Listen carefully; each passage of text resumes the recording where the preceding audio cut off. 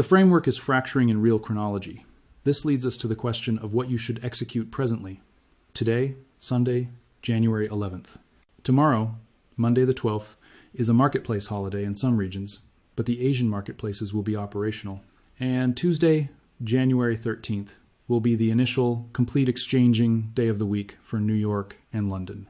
If you possess silver ETFs, you possess a determination to execute.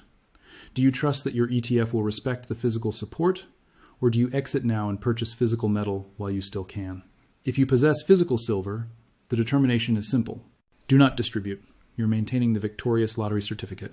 The valuation you observe on your display, $78, $80, whatever it is tomorrow, is not the authentic valuation. The authentic valuation is the valuation that purchasers are willing to compensate when they're frantic. And that valuation is $100, $120, $150. Do not distribute your physical silver for paper currency that's being printed into oblivion.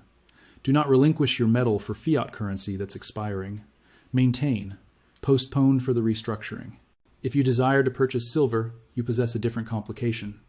The premiums are going to be extreme tomorrow. You might observe merchants charging $15 to $20 over spot. Is it justified? Yes, because the spot valuation is a fabrication. The spot valuation is the valuation of paper. The premium is the valuation of authentic silver.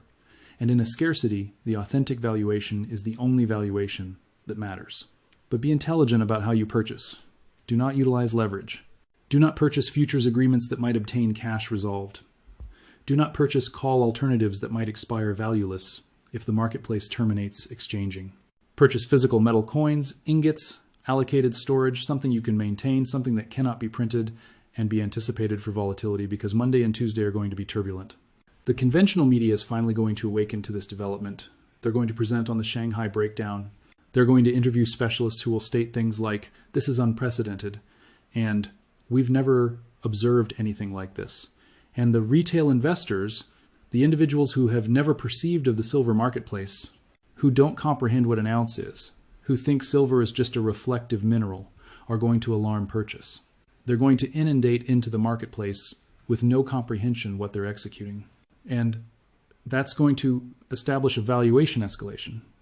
But that valuation escalation will be succeeded by a retraction, because the banking institutions are going to attempt to suppress the valuation one more occasion. They're going to discharge paper agreements to attempt to eliminate the weak positions. They're going to attempt to establish alarm. Do not allow them. Disregard the interference. Concentrate on the fundamentals. Shanghai cannot fulfill. The COMEX is subsequent. The physical marketplace is fractured. That's the indication. Everything else is interference. Let's discuss the historical parallel here, because what we're witnessing presently is not novel. It has transpired previously, and it concluded the identical approach every occasion. In 1968, there was something designated the London Gold Pool.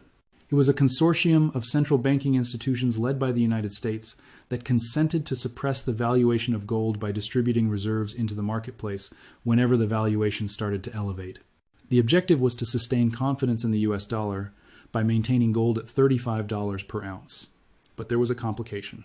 The industrial requirement for gold combined with speculative purchasing by wealthy investors was depleting the storage facilities. Every month, the central banking institutions had to distribute more and more gold to maintain the valuation suppressed, and eventually they exhausted. In March of 1968, the London Gold Pool disintegrated.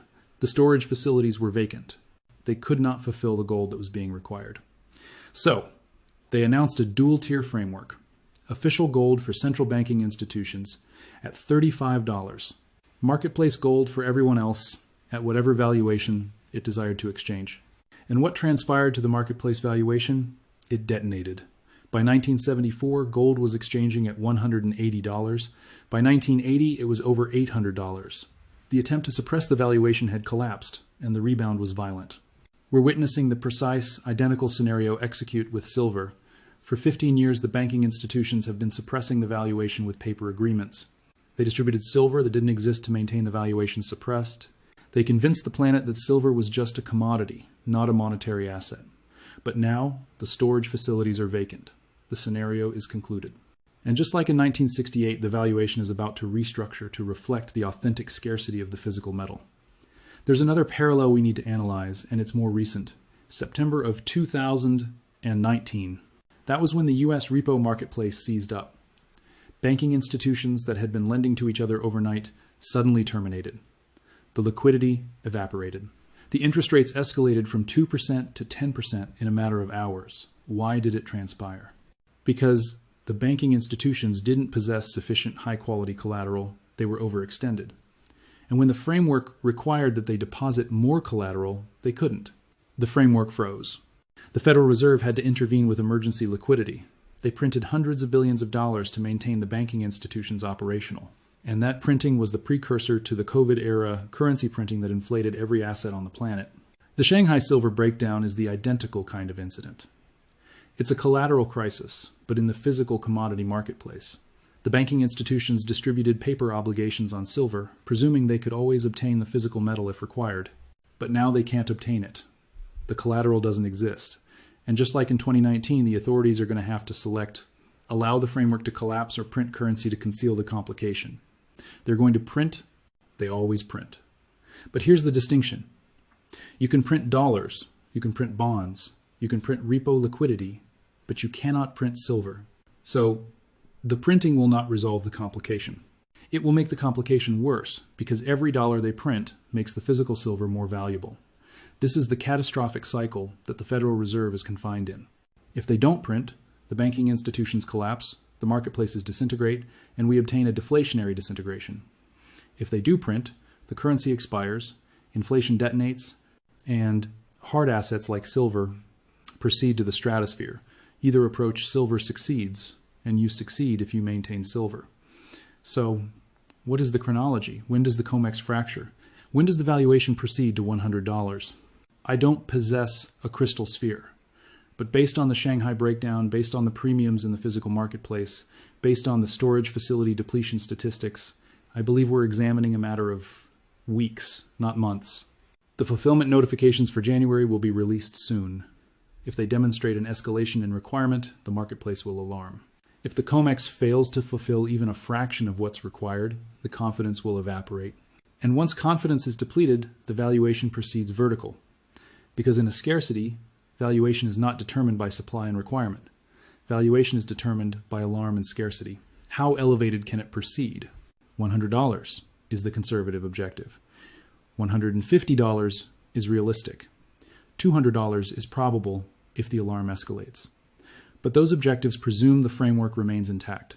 If the COMEX actually announces force majeure, if the ETFs actually cash resolve, if the administration actually starts confiscating private silver for the conflict effort, then the valuation becomes undefined. Because at that point, you're not purchasing silver with dollars, you are exchanging dollars for survival. And this leads us to the final point I need to establish. The explanation this is transpiring now, in January of 2026, is not arbitrary. It's the convergence of three unstoppable forces. Force number one, the China Export Authorization Framework. On January 1st, China effectively terminated its borders to silver exports. This removed 20% of the worldwide refining capacity from the marketplace. Force number two, the geopolitical tensions. The Iran crisis, the Venezuela petroleum liquidation, the broader US-China cold conflict. All of these are compelling administrations to accumulate strategic metals. Silver is vanishing into military stockpiles. Force number three, the industrial requirement. The solar industry, the EV industry, the electronics industry, they all require silver, and they're all escalating manufacturing. The deficit between supply and requirement is expanding every month. These three forces have established a perfect catastrophe, and the catastrophe just made contact in Shanghai. So here is my final communication to you. The institutional panic on silver has initiated. Shanghai is the initial institution to terminate its entrances. The COMEX is subsequent, the ETFs are subsequent. When all three collapse, the valuation of physical silver will disconnect entirely from the valuation on the display. The paper marketplace will exchange at $80. The physical marketplace will exchange at $150. And if you possess paper, you will obtain the paper valuation. If you possess physical, you will obtain the authentic valuation. This is your Lehman Brothers moment. But instead of a banking institution disintegrating, it's a commodity marketplace disintegrating. And instead of the Fed being capable to print more of the asset to rescue the framework. They can't because you can't print silver. Extract your capital now, not out of the banking institution, out of the paper silver marketplace. Convert your ETF shares. Convert your futures agreements. Purchase the physical metal. Execute it this weekend. Execute it tomorrow, because by Tuesday it might be too delayed. The designation of this video is Extract Your Capital Now, and I signify it. This is not sensationalism. This is not alarm fabrication. This is the most serious caution I have ever provided on this channel. The Shanghai Gold Exchange just failed to fulfill 98.4% of the silver that was demanded. If that doesn't alarm you, if that doesn't make you question the integrity of every silver ETF and futures agreement you possess, then I don't comprehend what will. Monday, January 13th, 2026, will be a day that the historical records remember. It will be the day the planet awakened to the silver scarcity. It will be the day the valuation gapped upward. And it will be the day that the paper-silver era concluded. You're witnessing it transpire in real chronology, and you possess a selection. You can be the individual who disregarded the caution and forfeited everything when the framework disintegrated. Or you can be the individual who accepted action, converted to physical, and navigated the wave to generational prosperity. The selection is yours, but the chronometer is advancing. I need you to power down the TV. I need you to shut down those extra browser windows, yes, including the adult content sites.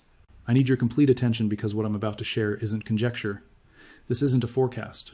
This isn't hypothetical. This already took place. Ladies and gentlemen, Asian guy speaking.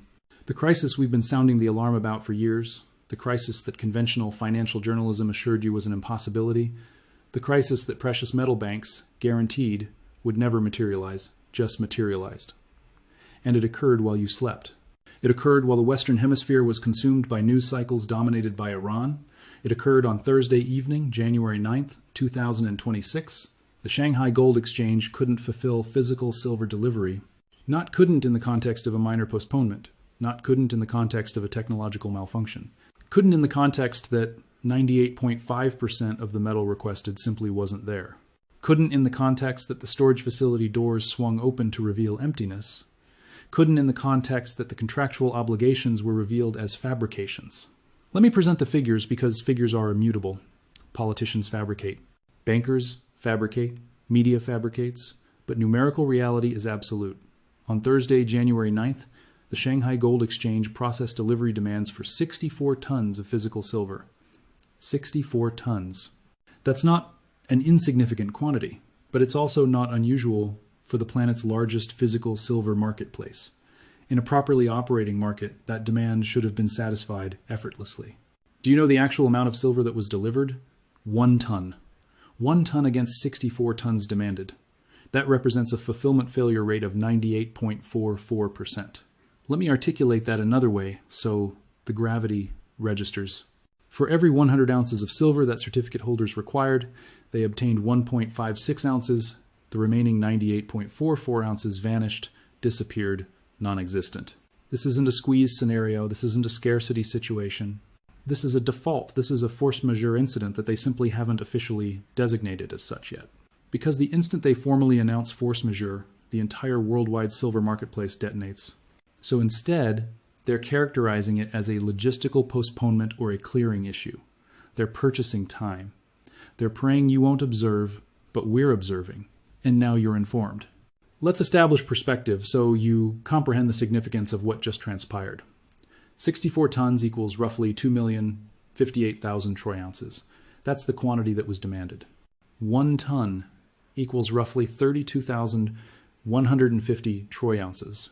That's what was fulfilled. So we're discussing a fulfillment of 32,000 ounces against a requirement of 2 million ounces. Now compare that to the COMEX.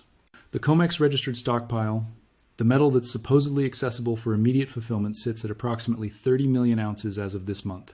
That appears substantial until you recognize that the outstanding interest in COMEX silver futures represents hundreds of millions of ounces in paper obligations. But here's the critical point.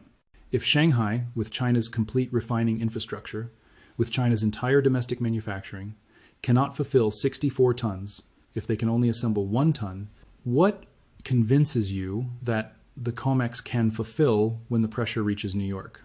The reality is they cannot. and fundamentally they recognize they cannot. So, let's discuss what this fulfillment breakdown actually signifies. Because this is the moment that the market bifurcation we've been analyzing for months becomes permanent and irreparable. For generations, the worldwide silver marketplace has functioned on a fabrication. The fabrication is this. Paper silver and physical silver are interchangeable. You could purchase a futures agreement in New York for $75 per ounce, or you could purchase a physical ingot in Shanghai for $75 per ounce. The marketplace presumed these were equivalent. If they ever separated, arbitrage merchants would intervene and eliminate the differential. But on January 1st, 2026, China enacted the Export Authorization Framework. That framework made it virtually impossible to transport silver outside China. The arbitrage connection was demolished. The two marketplaces started to separate. By late December, Shanghai was exchanging at $89 while New York was at $75, a $14 differential. We addressed this in earlier videos. We stated the differential was untenable. We stated something had to fracture. Well, it fractured. And what fractured was the physical marketplace in China. Why did it fracture? Because of what we designate the war economy depletion. You see, the explanation Shanghai couldn't fulfill 64 tons isn't because China exhausted their silver. China is the planet's largest refinery operator. They process more silver than any other nation on the planet. So where did the metal disappear to? It disappeared into the storage facilities of the Chinese armed forces and the Chinese administration because we're now existing in the initial phases of a worldwide resource conflict. And silver isn't just a precious metal, it's a strategic military material. Let me establish the connections for you, because the conventional media is presenting these developments as isolated incidents, but they're all components of the identical scenario. Development number 1, Iran. As of this weekend, the civil unrest in Iran has intensified to the level where the administration has terminated internet access in numerous cities. There are accounts of violent confrontations in Tehran. President Trump has released declarations suggesting that the United States is evaluating intervention alternatives if the Iranian administration disintegrates into disorder. The geopolitical specialists are publicly analyzing the probability of a military confrontation in the Persian Gulf within the subsequent 30 to 60 days. Development number 2, Venezuela.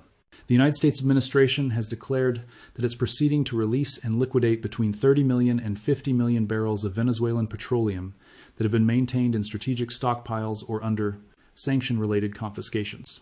The published narrative is that this petroleum will be distributed on the open marketplace to stabilize valuations. But the authentic narrative is that the U.S. administration requires capital. They require financing. Financing for what? Financing for the military apparatus. Now, let me present you a question. What does a contemporary military require to operate? It requires steel, it requires petroleum, it requires lithium for power cells, and it requires silver. Silver is in every projectile navigation framework. Silver is in every surveillance array. Silver is in every sophisticated electronics assembly on a combat aircraft or a naval warship. The Patriot Missile Protection Framework that the U.S. is positioning across the Middle East. Each installation contains substantial quantities of silver for its identification and monitoring frameworks. The Chinese DF-26 carrier elimination projectile, identical scenario. The Russian hypersonic frameworks, identical scenario. When nations mobilize for conflict, they accumulate the metals they require to manufacture weaponry. And presently, both the United States and China are accumulating silver. That's why it's vanishing from the marketplaces. That's why Shanghai couldn't fulfill 64 tons. The metal isn't positioned in a storage facility awaiting speculators. It's positioned in a military depot in Jiangsu province or in a defense manufacturer's storage facility in Nevada. This is what I designate Stage 4 of imperial disintegration. Stage 1 is financialization. The economy transitions from manufacturing things to exchanging contracts. Stage 2 is obligation accumulation. The administration borrows to sustain the appearance of prosperity. Stage 3 is currency degradation. The central banking institution prints currency to maintain the obligation. Stage 4 is war economy. The nation redirects all resources toward military supremacy in a frantic attempt to maintain worldwide authority. We're in Stage 4 presently. And in Stage 4, commodities vanish from civilian marketplaces because the administration requires them for military objectives. So when I inform you that Shanghai couldn't fulfill 64 tons, I'm not just informing you about a marketplace breakdown. I'm informing you about a geopolitical restructuring. I'm informing you that the era of inexpensive silver is concluded because silver is no longer processed as a commodity. It's now processed as ordnance. And this leads us to the question that everyone viewing this video desires answered.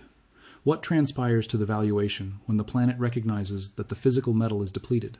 Well, the conventional specialists are finally catching up to what we've been stating, and even they're starting to alarm. I've been reviewing the analyses from LiveMint, from MCX, from the Indian commodity specialists, and they're all stating the identical thing. Monday, January 13th, 2026, is going to be a monumental day for silver valuations. The technical specialists are forecasting an immediate gap upward at the Asian market opening.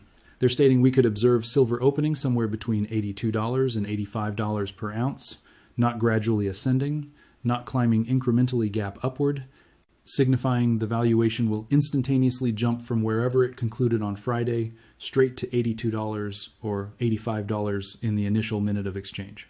In India, where silver is exchanged on the MCX marketplace in rupees per kilogram, the specialists are forecasting a breakthrough above 253,000 rupees per kilogram with a rapid objective of 260,000 rupees. For reference, silver has never exchanged at those valuations in India previously. This would be an all-time maximum by a substantial margin. Why are they so certain? Because of the Shanghai breakdown. The fulfillment breakdown is not confidential in Asia. The merchants in Mumbai and Singapore know precisely what transpired on Thursday, and they're anticipating the alarm. They're purchasing physical metal this weekend at any valuation because they recognize that on Monday morning, when the remainder of the planet awakens and observes the fulfillment statistics, the purchasing pressure will be devastating. But it's not just the gap upward that we need to anticipate for. It's what follows the gap upward. Because if Shanghai cannot fulfill, the arbitrage between Eastern and Western markets is permanently fractured. And that signifies the paper valuation in New York becomes completely irrelevant. Think about the mechanics here. If you're a large industrial purchaser, let's say you're Samsung, and you require 10 million ounces of silver for your electronics manufacturing in the first quarter of 2026. Where do you obtain that metal? Traditionally, you would contact your broker in London or New York.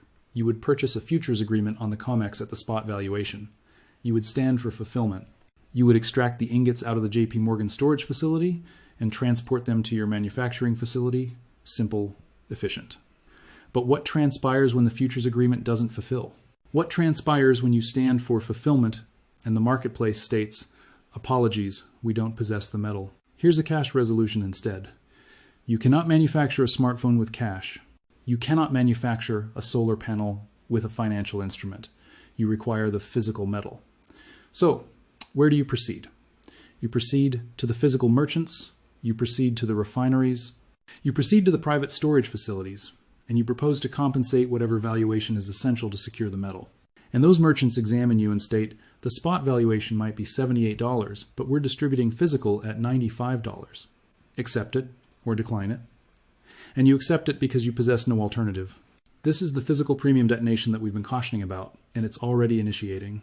If you attempt to purchase physical silver presently, if you contact a merchant in the United States or Europe and attempt to purchase a monster box of American Silver Eagles or a tube of Maple Leafs, you're going to compensate a massive premium over spot. Not $2, not $5. We're discussing $10, $15, perhaps even $20 per ounce premium. Why? Because the merchants recognize what's approaching. They recognize that on Monday morning the requirement is going to detonate, and they don't desire to distribute their stockpile inexpensively. So they're elevating valuations preemptively. This establishes a dual-tier marketplace. On one tier, you possess the paper marketplace, the COMEX futures, the ETFs like SLV and PSLV, where the valuation is still in the $70 to $80 range.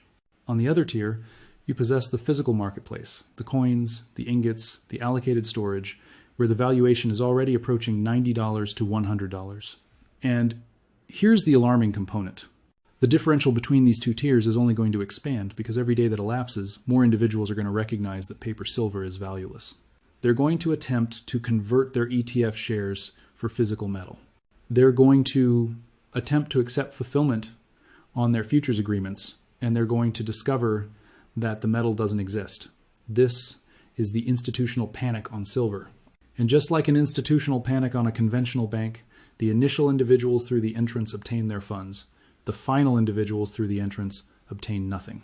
So let's discuss the ETFs, because if you possess shares of SLV or any other silver ETF, you need to comprehend the exposure you're confronting presently. The largest silver ETF is the iShares Silver Trust, ticker symbol SLV.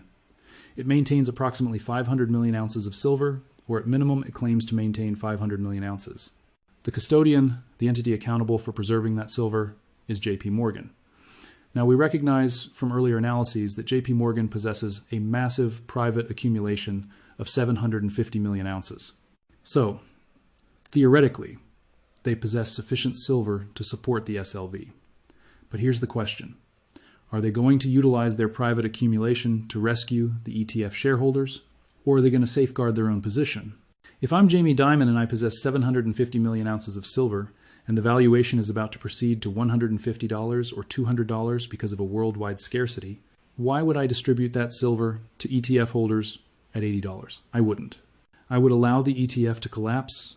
I would allow it to cash resolve. I would compensate the shareholders $80 per share and retain the physical metal for myself so I can distribute it at $200 to Tesla and Apple in 6 months. This is the cash resolution exposure that nobody addresses.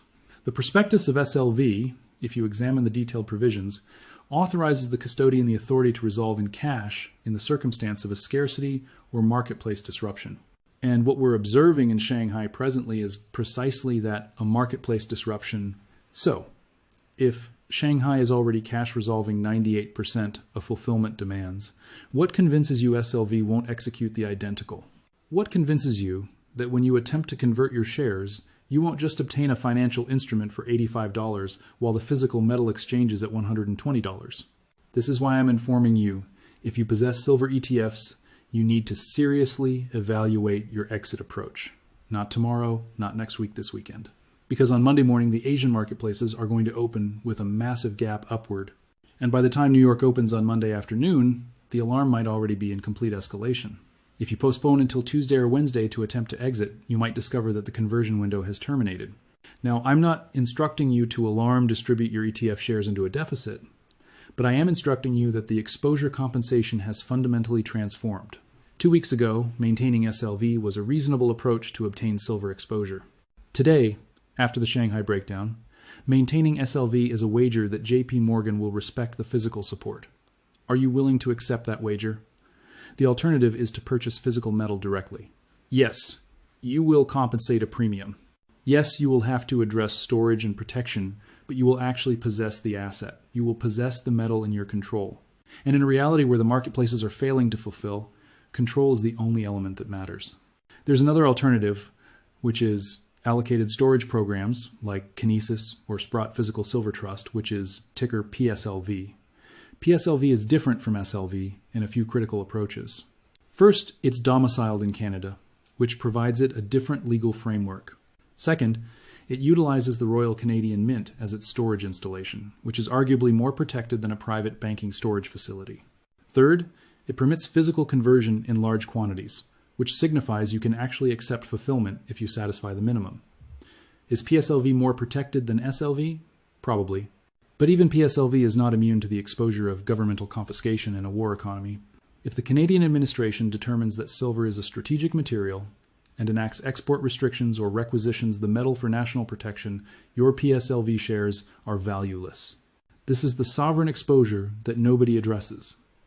In a conflict, the administration extracts what it requires, and presently, administrations require silver.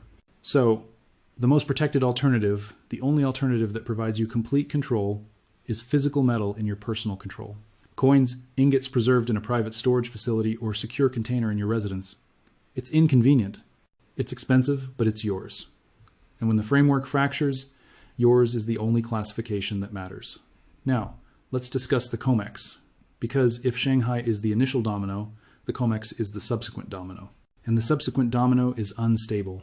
As of the most recent statistics I can locate, the COMEX registered silver stockpile, the metal that's accessible for fulfillment, is approximately 30 million ounces.